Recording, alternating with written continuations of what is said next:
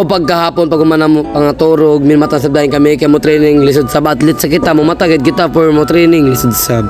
O kami ni agwatan ang mga iban og gingawas na kami tanan, shout out kang GP yagdungan kami tanan paggawas tanan athlete og shout out sa mga babae. O pag man shout out sab kan Dalyon yadi, shout out sab kan Aras. O pasod na sab kami sa kuan og pagsud na mo galagbok ni kami kinahanglan yan maglagbog. O pagsud na mo damuin ang mga delegation niya kasud ngani og syempre magilisab kita kay mag-training. Oo, lisod sab kung magtambay na kita ngani di ba kalain. O pag man siya tatsabkan ko Ondo, humana kami ka training yan guys, kibalik gara-gara dan kami ga strolling.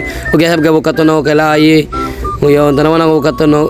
Bayot pa sa bayot og shout out sa akong mga iba no. Yato sa bago yag balian kami nga na guys kay sud sab sakit sa training og shout out sa kandalyon yung ginukto ko.